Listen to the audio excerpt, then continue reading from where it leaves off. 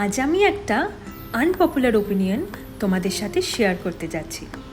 আর honestly বলতে এইটা শোনার পর হয়তো অনেকেই আমার উপর রেগে যাবে, কিন্তু দাঁড়াও, আগে পুরোটা শোনো, তারপর না হয় জাজ করো।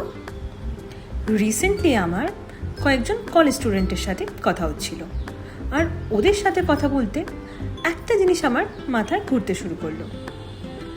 যতই বড় হচ্ছি ততই আমার মনে হচ্ছে আমাদের এই মিলেনিয়ালসদের না জেনজিদের থেকে অনেক কিছু শেখার আছে। হ্যালো, কেমন আছে সবাই? তোমরা আমার আগের ব্লগটা যেইভাবে ভালোবাসা দিয়েছো তার জন্য অনেক অনেক অনেক থ্যাংক ইউ। আজ থার্সডে, অফিসটা ঠিকঠাকই ছিল। সকালে ব্রেকফাস্টে ওটস খেলাম, আর লাঞ্চে ছিল একদম সিম্পল, ভাত, ডাল, সয়াবিনের তরকারি আর একটা সেদ্ধ ডিম। আচ্ছা, এইবার বলি কেন আমার এমন মনে হয়।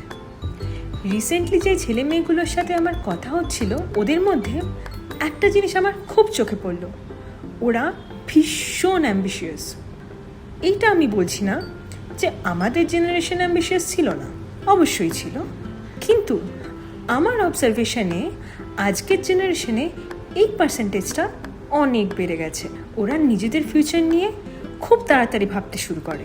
কলেজের পড়াশোনার পাশাপাশি ফ্রিল্যান্সিং করছে, কন্টেন্ট ক্রিয়েট তো করছেই, এআই এর বিভিন্ন টুল শিখছে, নতুন নতুন স্কিল ডেভেলপ করছে। ওরা শুধু চাকরির অপেক্ষায় বসে নেই, নিজেদের জন্য নিজেরাই নতুন রাস্তা তৈরি করতে চাইছে। এই মাইন্ডসেটটাই আমার খুব ইন্সপায়ারিং লেগেছে।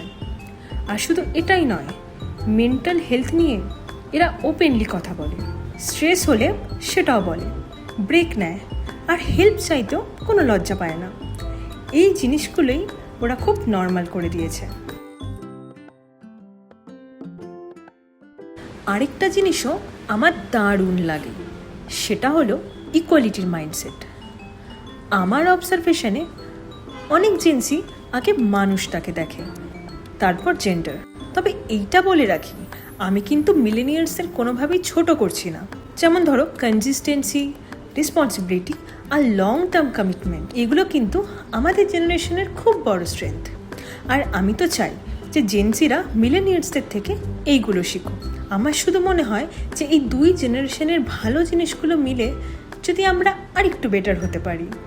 তোমাদের কি মনে হয়, সত্যি কি আমাদের জেনসিদের থেকে কিছু শেখার আছে? আজকের মতো এইটুকুই, আবার দেখা হচ্ছে নেক্সট একটা ব্লগে। ভালো থেকো।